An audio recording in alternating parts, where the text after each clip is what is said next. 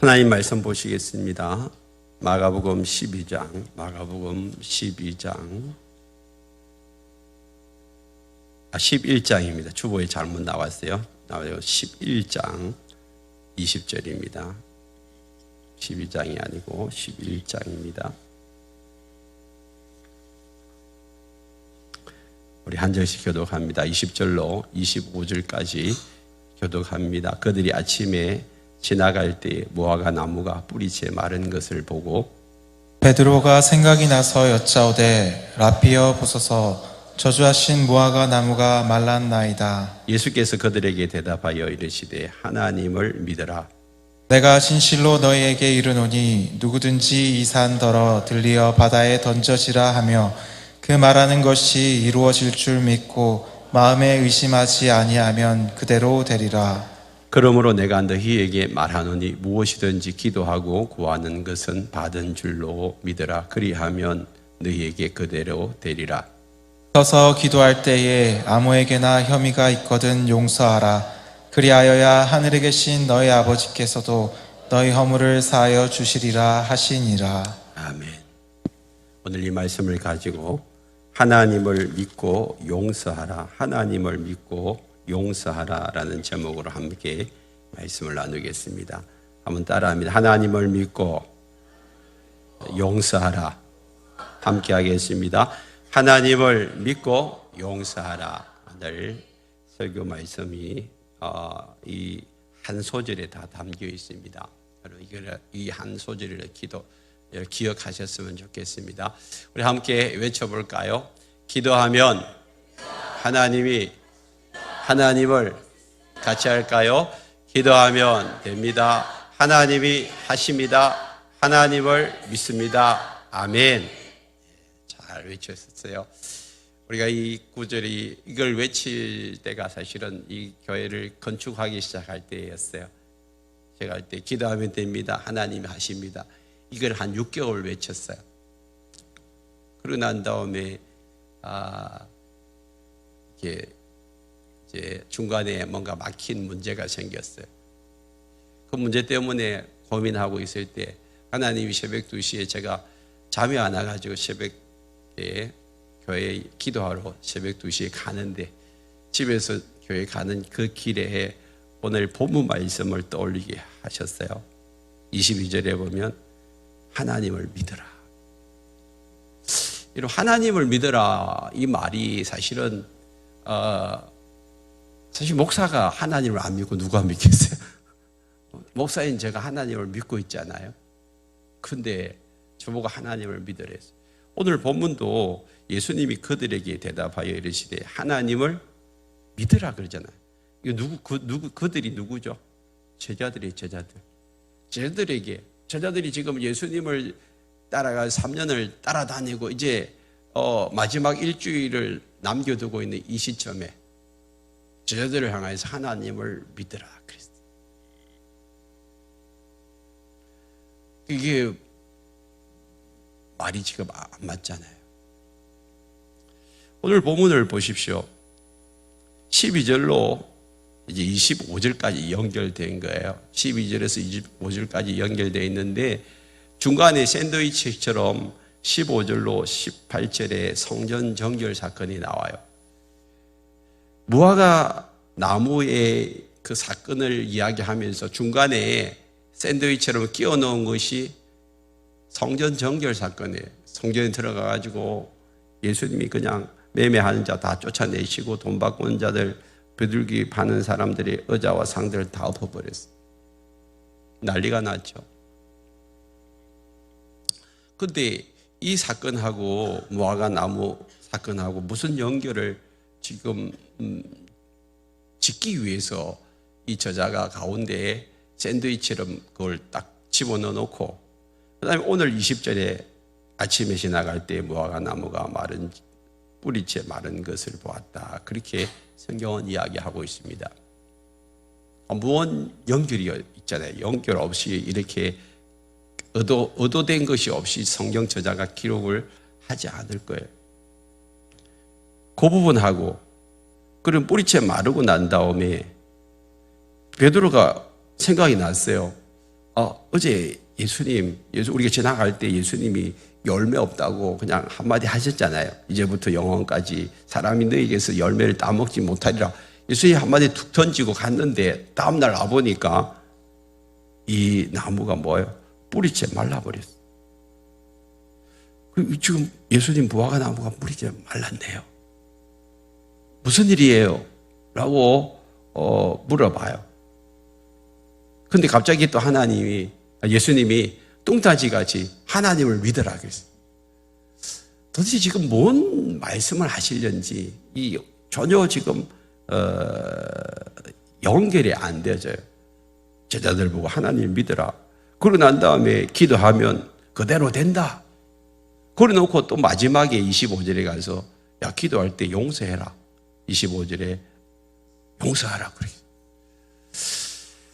그래서 이 부분을 사실은 난해구절이라고 이제 성경학자들이 이야기하고 이거를 어떻게 연결시켜야 되는지, 그래서 아예 딴 이야기하고 있다. 22절에서 하나님을 믿어라 하는 그 이야기도 저주 무화과 나무 사건하고 구별시켜버리고, 그래서 23절, 24절, 22절, 23절, 24절 그거는 기도에 관한 이야기고 25절은 또 따로 용서에 관한 이야기고 그거하고는 연결이 안 된다. 그렇게 주석을 달고 있는 분들이 있어요. 그런데 오늘 본문을 가만히 보세요. 예수님이 그들에게 대답하여 이르시되, 그러고 난 다음에 쭉 예수님이 말씀하신 것이 하나님을 믿어라. 그 다음에 기도하면 그대로 된다. 그리고 기도할 때에 너희가 용서하라. 이 이야기를 계속해서 예수님이 하고 계시잖아요. 그러니까 예수님이 같은 장소에서 지금 같은 말을 하고 있는 거예요. 그렇다면 이게 뭔 연결이 어떻게 연결되는가? 제가 일주일 동안 이걸 가지고 고민을 하고 이 말씀을 정리를 했습니다. 이 말씀이 무슨 말씀일까요? 예수님이 그냥 아무 말 대잔치 하듯이 툭툭 내뱉어 아무 연결도 없는 이야기를, 상관없는 이야기를 이 말씀 했다가 저 말씀 했다가 그냥 헷갈리도록 그렇게 우리에게 하신 말씀일까요? 그렇지 않아요. 예수님은 논리적인 분이시고 일목요연하신 분이에요. 그래서 우리가 그 말씀을 있는 그대로 이제 한번 받아가지고 이 말씀을 풀어야 하는 것이죠. 자, 무슨 말씀인지 우리 살펴보십시다. 20절에 보면 그들이 성 밖으로 나가서 이제 하룻밤을 지냅니다. 성 안에 주무실 곳이 없었던 것 같아요. 그래서 다시 이제 아침에 이제 성으로 들어오려고 그들이 아침에 지나올 때에 어제 그 길을 지나온 것 같아요. 근데 그 길을 지나오면서 무화과 나무가 뿌리채 말라버렸어요. 뿌리채 말라버렸어요.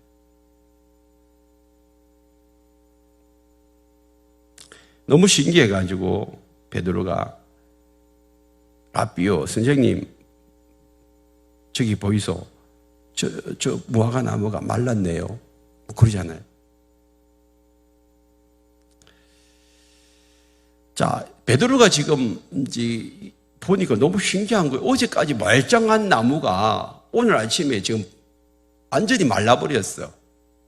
그러니까 이게 도대체 이게 무슨 일인고 싶어가지고 놀래가지고 이렇게 예수님에게 지금 어떻게 이런 일이 일어날 수 있냐고 물어봤어요. 그런데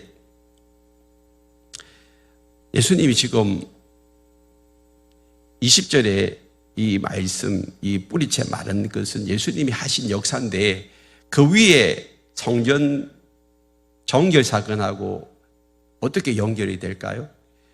예수님이 지금 무화과 나무 가서 뭘 찾았어요? 열매를 찾았잖아요. 열매를 찾았는데 열매가 없어. 사실은 열매 맺을 철이 아니에요. 그렇지만 일부러 갔잖아요. 예수님 일부러 가가지고 열매 없는 것을 확인시켜 주시고 그 다음에 열매 없는 나무가 예수님 말씀 한마디에 뿌리채 말라 비틀어져 버렸어. 열매 없으면 이렇게 말라 비틀어져 죽는다는 사실을 보여주시고, 또 예수님이 성전에 들어가셔가지고 그들을 막 쫓아내버리고, 그 다음에 예수님이 뭐라고 말씀하셨어요? 내 집은 만민이 기도하는 집이다. 기도는 뭐 하는 거라고요? 예수님을 만나는 거예요. 하나님을 만나는 곳이에요. 그 성전은 하나님을 만나는 그런 장소예요. 그럼 성전에서 하나님을 만날 때에 어떤 일이 일어날까요? 그 사람 속에 열매가 맺혀지는 거예요. 열매가 맺혀지는 거예요.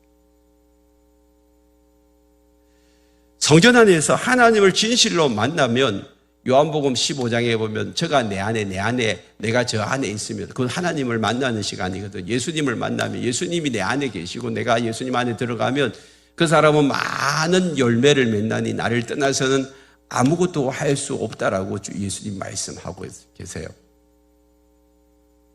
그러면 기도는 많은 시간이에요. 하나님을 만나서 열매 맺는 시간이에요. 하나님을 만나서 열매 맺는 시간이 기도인데, 기도가 없으면 열매가 없어요. 열매가 없으면 어떻게 되죠? 말라 비틀어진다는 거예요. 죽는다는 거예요. 그러면 우리가 영적인 상태를 예수님이 지금 우리에게 보여주시기를 원하시는 거예요. 야, 니네들이 지금 겉은 화려하고 무화과 나무가 무성해가지고 겉은 화려하지 열매 없으면 말라 비틀어 죽는 거야. 지금 성전 안에 들어와서 하나님을 만나고 그 안에서 하나님 주시는 열매를 맺어야 되는데, 온갖 장사치들이 장사하는 데 혈안이 돼 있고 하나님을 만나는 데서는 이렇게 신경도 쓰지 않으니까 끝은 화려해. 그런데 이 성전은 좀 이따가 무너질 거야. 무너질 거야. 그래서 결국엔 디도 장군에 의해서 AD 70년 80년간 지은 성전이 한순간에 다 무너져 버렸어. 딱 겨우 6년 정도 사용하고 성전 다 무너져 버렸어. 겉만 화려하고. 진짜 하나님을 만나는 장소로 성전을 사용해야 되는데, 그 하나님을 만나는 장소로 성전을 사용하지 않은 너희들 다 무너진다는. 그럼 이걸 지금 신약시대에 와서 우리에게 뭘 말씀하신다고요? 너희들이 하나님의 성전이다. 너희들이 하나님의 성전. 그것만 화려하게 그냥 예배당 잘 짓고 그냥 주일 나서 예배를 드리는데 화려하게 예배를 드리지만, 진짜 네 내면 속에서 하나님을 만나고 하나님 앞에 기도하고 나아가는 것이 없으면 너희들도 다 무너진다. 다 무너진다. 지금 한국 교회가 무너지던 소리들이 많이 들리잖아요. 왜 그래요? 60년대, 70년대, 80년대 한참 부흥할 때에 그 기도 소리가 다 사라져 버렸어요. 하나님을 만나기 위해서 저 산 위에 들로 산으로 기도원으로 다니면서 하나님을 찾고 구하는 그 간절함이 다 사라지니까 한국 교회가 무너지기 시작해요. 겉으로는 화려하게 보이지만 내면에는요 전부 황폐해지고 쩍쩍 갈라지는 그런 참 내면 세계에 아주 그냥 황폐함이 이 땅을 지금 뒤덮고 있는 거예요.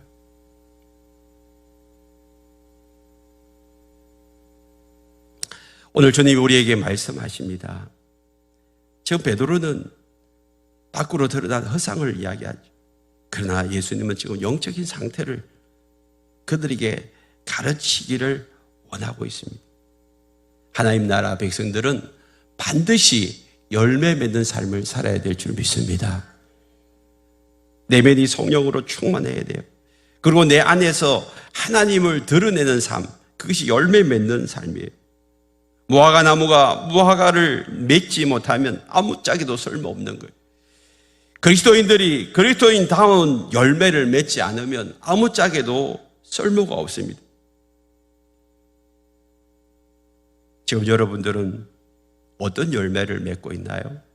내 내면 속에서 여러분 예수를 닮은 열매들이 지금 나타나고 있나요?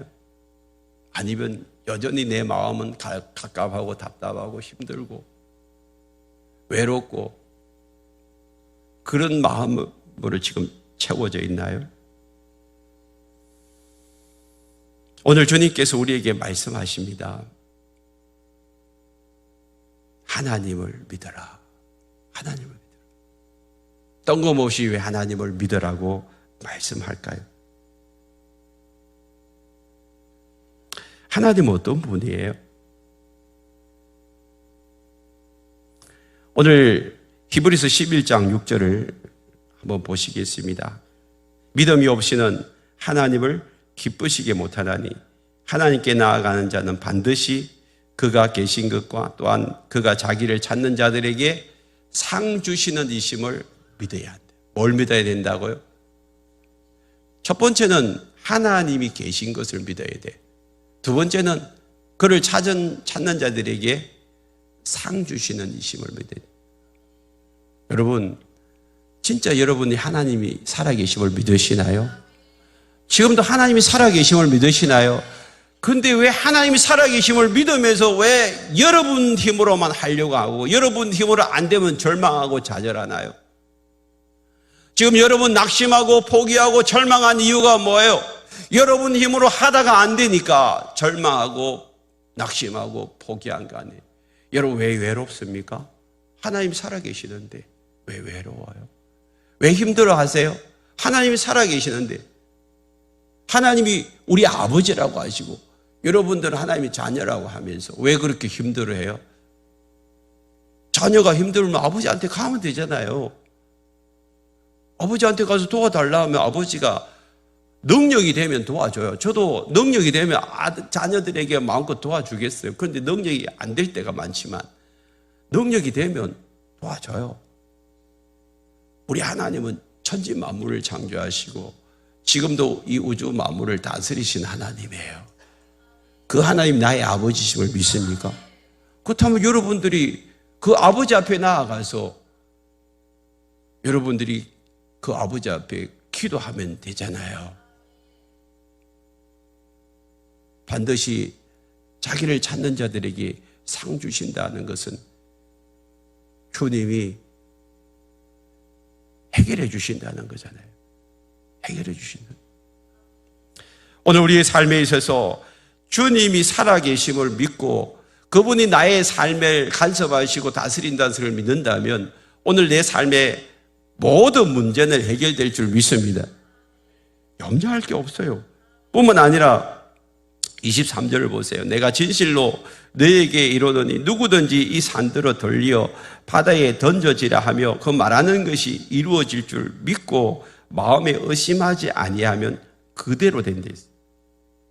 진실로 이 말은 진짜다. 진짜다. 내가 너희들에게 하는 이 말은 진짜인데 누구든지 이 산들어 돌려 바다에 던져지라 하며 그 말하는 것이 이루어질 줄 믿고 마음에 의심하지 않으면 그대로 돼. 여러분 이 말씀은 문자 그대로 해석을 하면 지금 검정산을 해운대 앞바다에 던져져라 그렇게 지금 기도를 하기 시작하면 얼마 뒤에 그 기도가 들어져 가지고 검정산이 갑자기 낮아지고 해운대에 그냥 앞에 있는 모든 바다가 메꾸어진다.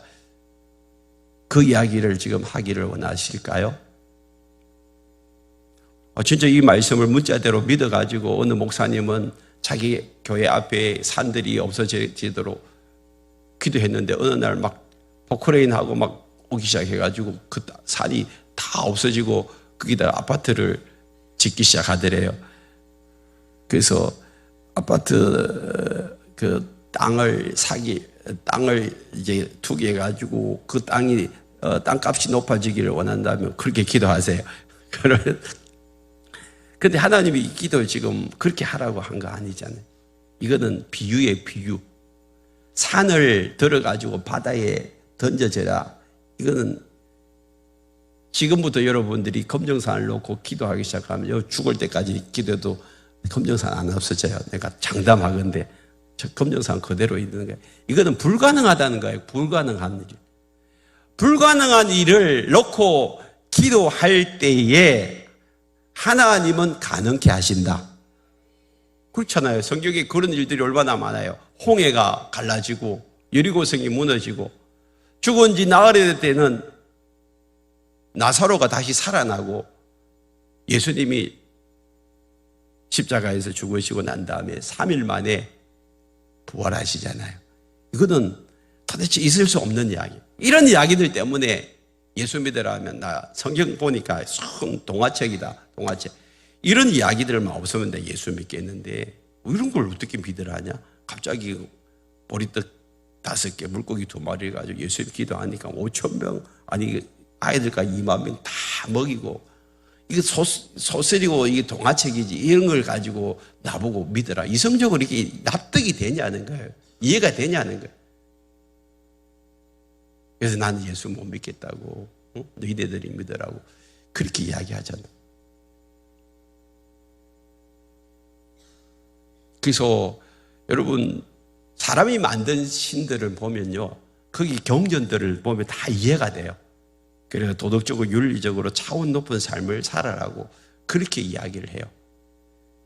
근데 진짜요, 여러분, 우리가 이해되지 않는 이야기를 할 때 죽음을 이기고 승리한 이 이야기는요, 어느 경전에도 없어요.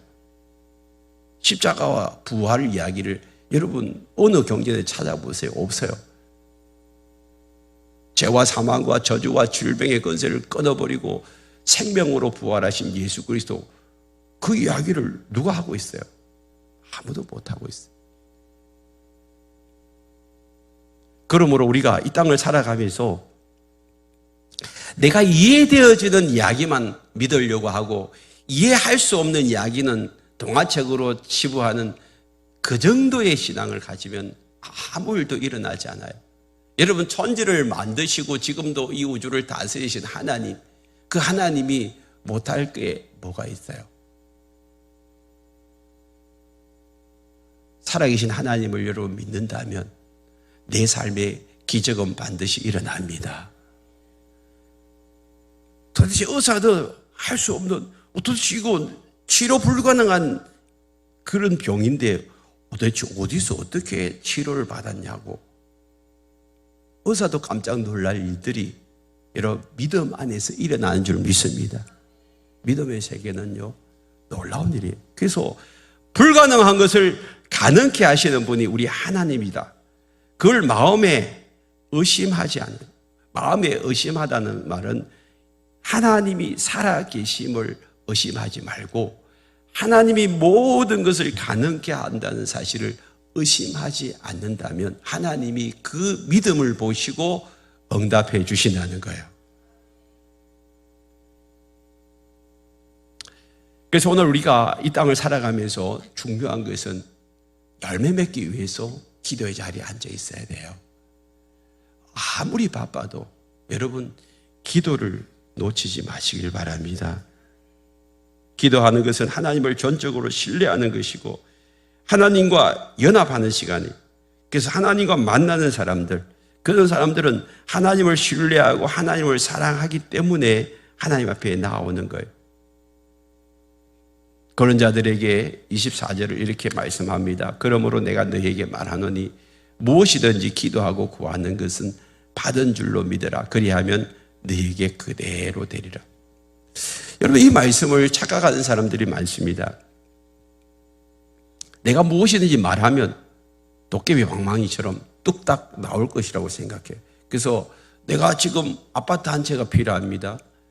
하나님, 나에게 돈 2억이 필요합니다. 하나님 주세요. 그럼 뭐 아파트 한 채가 나오고 돈 2억이 나옵니까? 그런데 왜 이 말씀을 하고 있나요?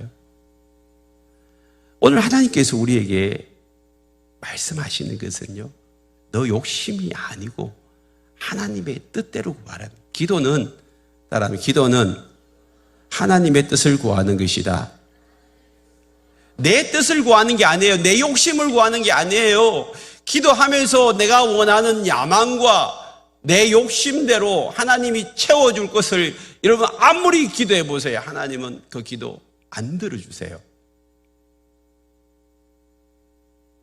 기도는 하나님을 만나는 시간이고 하나님을 경험하는 시간이에요. 나의 삶 속에서 하나님을 드러내는 도구로서 하나님 우리를 사용하시기를 원하시는데 그러면 우리가 정확한 기도를 하기 위해서는 어떻게 해야 돼요? 하나님의 뜻을 정확하게 알아야 돼요. 하나님이 선하시고 기뻐하시고 온전한 뜻이 무엇인지 분별을 하고 그 다음에 하나님에게 기도하며 나아가야 되는 거예요.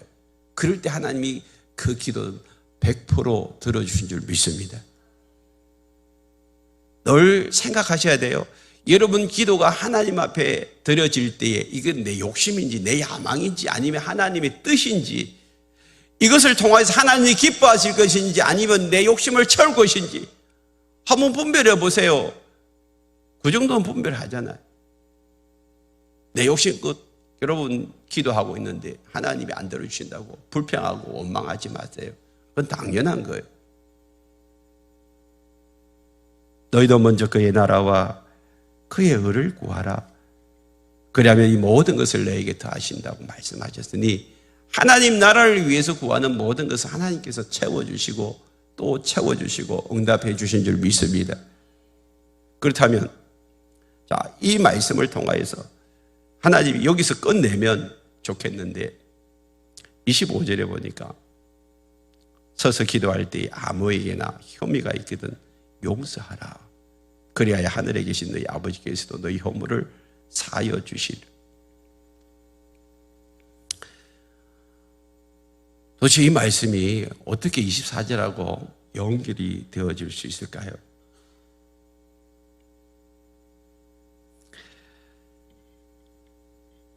여기서 24절에서 기도하고 구하는 것, 그와 25절에 서서 기도할 때 이 기도라는 것이 계속되어지는 것을 보게 됩니다. 하나님은 우리에게 기도 응답하시기를 원하세요. 여러분들이 하나님의 뜻을 알고 하나님의 뜻을 쫓아갈 때 하나님은 하늘문을 여시고 기도로 응답해 주시는데 왜 내가 구한 기도가 하나님의 뜻인 줄 생각하고 기도하는데도 불구하고 응답이 안 될까요? 하나님은 저와 여러분 한 사람 한 사람을 불러주셨어요. 이 땅 가운데서 하나님의 뜻대로 쓰임받기 위해서 하나님이 여러분을 사용하시기를 기뻐하시는 거예요. 하나님께 쓰임받는 것이 이 땅의 가장 큰 축복이에요. 그런데 왜 하나님이 내 기도를 들어주시고 나를 사용하지 않을까요? 내 마음속에 묶여있는 것이 있어요.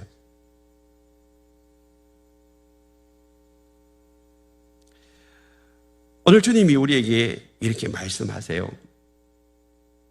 마태복음 6장 14절로 15절에 보면 너희가 사람의 잘못을 용서하면 너희 하늘 아버지께서도 너희 잘못을 용서하시려니와 너희가 사람의 잘못을 용서하지 아니하면 너희 아버지께서도 너희 잘못을 용서하지 아니하시리라.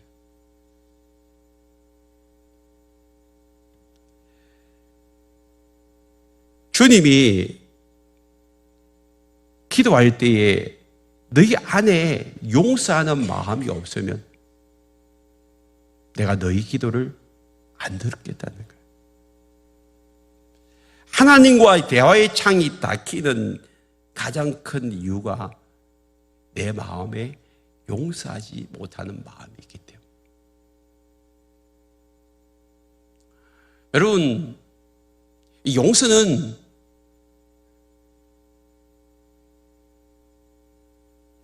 하나님의 사랑의 극치예요. 하나님의 사랑의 극치. 하나님이 우리를 용서하기로 작정하셔서 이 땅에 오셨고 십자가에서 돌아가신 이유가 뭐예요? 우리를 용서하시기 위해서. 이미 용서하셨기 때문에 자신을 내어줄 수가 있는 거예요. 우리를 용서하지 않았다면 예수님이 자신을 어떻게 십자가에서 자신을 헌신할 수 있었을까요? 절대 그럴 수 없어요.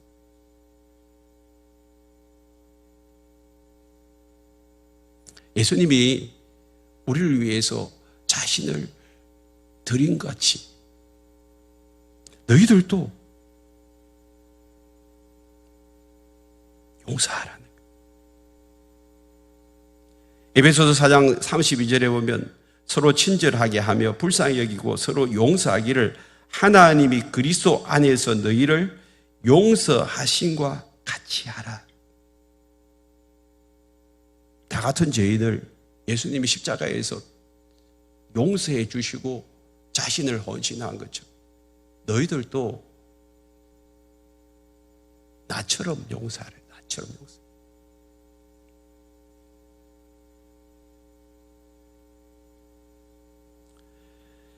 우리는 마음속에 다른 사람을 향한 미움과 분노가 있습니다. 그런 것들을 없애버리고 용서하면 내가 손해보는 것처럼 생각해요. 그래서 결코 그 사람을 용서하지 않으려고 작정한 거죠. 그런데 만약에 네가 사람의 잘못을 용서하지 않으면 너희 아버지께서도 너 잘못 용서하지 않는다는 거예요. 귀를 닫겠다는 거죠. 그럼 네 잘못한 거 나도 절대 용서하지 않을 거야. 지금부터 네가 잘못하게만 하면 무조건 나는 거기에 대한 대가를 지불하겠다고, 책망하겠다고, 그리고 벌 주겠다고. 얼마나 무서운 이야기예요. 하나님이 우리에게 지금 모든 것을 다 준비해 놓고 기도하면 다 응답해 주겠다고 약속하셨는데, 단 네가 다른 사람 용서 안 하면 나 그때부터 너 길을 닫아버릴 거야. 그리고 너 용서 안 할 거야.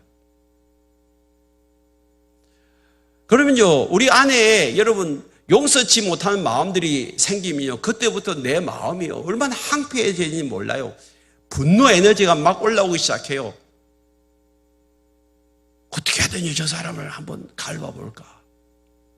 그리고 미움이 가득 찬 거예요. 그러면요, 내가 이 감각이 달라지기 시작해요. 아주 예민해지기 시작해요. 신경질적으로 반응해요. 모든 사람들을 향하여서 날카로워지기 시작해요. 건들면 팍팍 이렇게 튕겨나와요. 그럼 내 심정은 여러분 늘 긴장과 내 안에 불안과 염려로 그냥 잠 못 이루어요. 모든 것이 삶의 의욕도 사라져. 관계는 다 깨져버려요.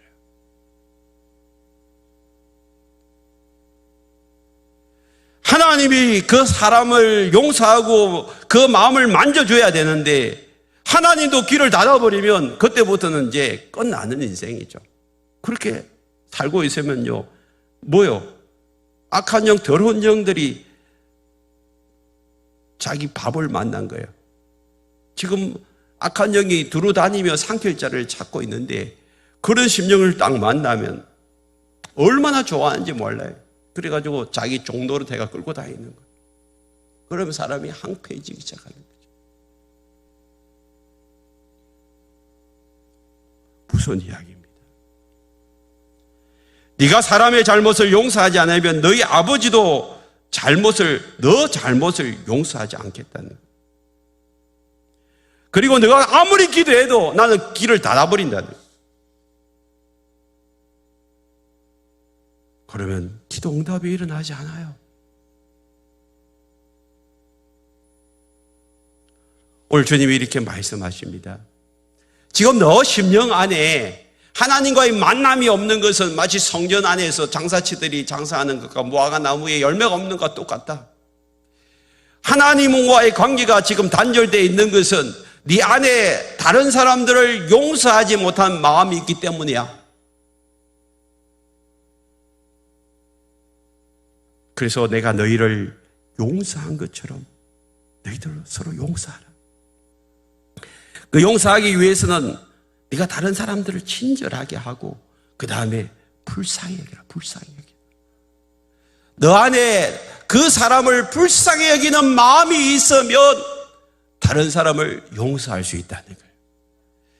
이게 긍휼과 자비입니다. 예수님이 우리를 향하여서 불쌍히 여기는 마음이 있었기 때문에 그 사람을 용서할 수가 있어요. 우리를 용서할 수 있어요. 여러분 자녀들을 한없이 용서하는 이유가 뭐예요? 그 자녀를 불쌍히 여기는 마음이 있기 때문에. 여러분 자녀가 여러분을 얼마나 고통스럽게 하고 힘들게 하고 아프게 할 때가 많아요. 그런데 품고 있잖아요. 사랑하고 있잖아요. 왜? 불쌍히 여기니까. 이 자식이 내 아니면 누가 돌볼 거냐는 것이. 뻔하죠. 여러분 내치면 그 아이가 나가서 어떻게 될까 뻔히 알기 때문에 내칠 수가 없는 거예요. 그런 마음이 불쌍히 여기는 마음이. 그러면 주님은 오늘 우리에게 그 마음으로 우리를 사랑해 주셨어요. 우리 모두를 그 마음으로 사랑하셔서 십자가에서 나 없이는 우리가 구원을 받을 수 없기 때문에, 예수님 없이는 우리가 구원을 받을 수 없기 때문에 나의 죄를 다 용서해 주시고 십자가에서 자신을 헌신함으로 우리를 구원해 주셨잖아요. 그렇다면 이제 우리 주님이 우리에게 요구하고 있는 게, 너 기도할 때에 네 아기 잘못이 있는 사람 용서해라. 그래야 하늘에 계신 너희 아버지도 너희 죄를 용서해 줄 것이다. 그는 하늘 문이 열린다는 거예요. 하나님과의 관계가 다시 회복되어진다는 거예요. 여러분들의 기도의 문이 열린다는 거예요. 기도의 문이 열리면 전지전능하신 하나님이 내 모든 삶을 열어주시는 거예요. 기도의 문을 여는 비결이 바로 용서예요. 용서.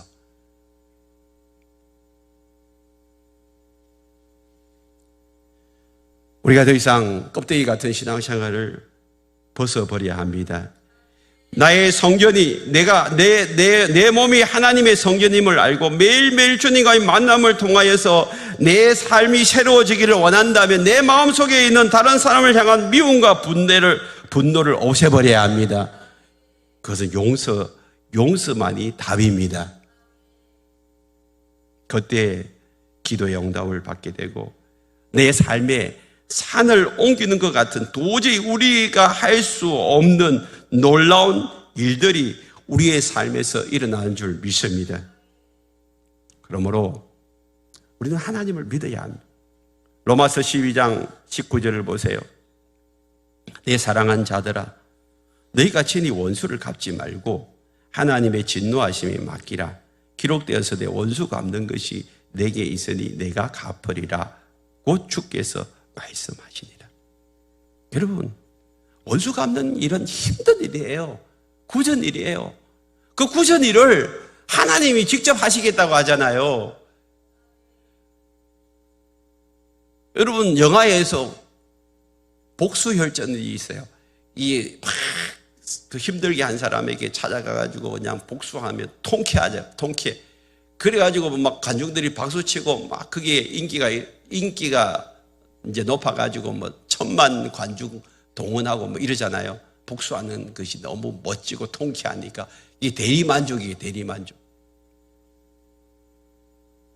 근데 여러분, 복수하기 위해서 얼마나 일을 갈고 힘든 일을 직접 나서나요. 그 죽을 위기를 다 넘겨가면서 복수하잖아요. 그렇게 하지 마라. 그냥 나한테 맡기라. 내가 다 해결해 주겠다는 거예요.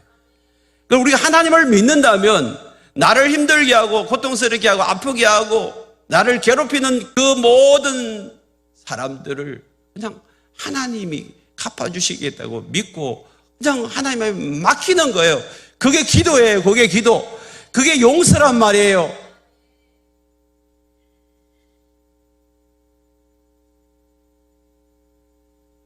내 삶이 지금 답답한 사람들이 있습니까? 그 이유가 뭐예요? 하나님을 믿지 않았기 때문에, 그리고 사람을 용서하지 않기 때문에. 그러니까 내 안에 여전히 분노와 미움과 복수심이 가득 차 있는 거예요. 이건 내 안에 있는 나쁜 에너지예요. 이 나쁜 에너지는 나를 죽이는 거예요. 내 안에 좋은 에너지가 넘쳐나야죠. 그래야 내 얼굴이 기쁨이 넘치고요, 활력소가 생기지요. 내 안에 나쁜 에너지로 가득 차 있으면요, 다른 사람을 죽이기 전에 내가 먼저 죽는다니까요. 내 안에 악한 영이 머물 수 있는 좋은 환경을 만들지 마세요. 성령으로 충만하셔야 내 안에 성령님이 건심하도록 하지 마세요. 내 안에 용서의 영이 임해가지고 진정으로 십자가의 그 용서가 내 안에 강물처럼 흘러갈 때에 성령 충만함으로 하나님이 주신 에너지가 흘러 넘치게 되고 내 말하는 것이 이루어지고 하나님의 역사들이 내 안에서 나타나는 줄 믿습니다. 자기 자신을 돌아보십시오. 내 안이 지금 답답합니까? 깝깝합니까? 편안하지 않습니까? 다른 거 아니에요. 마음속에 사람을 용서하지 않았기 때문에. 오늘 이 예배 시간에 여러분들에게 용서의 영이 부어지기를 축복합니다. 다른 사람을 불쌍히 여기는 마음을 부어주시기를 원합니다. 주님이 나의 모든 원수를 다 갚아주실 것이다. 그걸 주님 앞에 맡겨버리면 되죠. 맡겨버리고. 억울한 일 당해도 힘든 일이 있어도 주님께 맡기세요. 그게 신앙생활이에요. 그게 신앙생활. 우리의 신앙생활을 점검해 보십시다. 기도가 안 되고 기쁨이 없다면 틀림없이 어떤 사람을 용서하지 못하기 때문에 용서하지 않으면 하나님도 길을 막으세요. 그러면 답이 없어요. 그러니까 답을 찾아야 돼요. 그러기 위해서는 용서하라고 하잖아요. 그러면 하나님이 길을 여셔서 우리의 기도를 들어주시고 다시 기쁨을 회복시켜 주시고 감사를 회복시켜 주시고 신앙의 활력을 다시 회복시켜 주실 줄 믿습니다. 우리 모두가 언제까지 미움의 감옥 속에 분노의 감옥 속에 사로잡혀 있지 않기를 바랍니다. 용서의 자리로 나오시길 바랍니다. 그러면 기도의 응답이 일어날 것이고 평강과 기쁨의 열매들이 우리 속에서 가득 차게 될 줄 믿습니다. 찬양하십시다.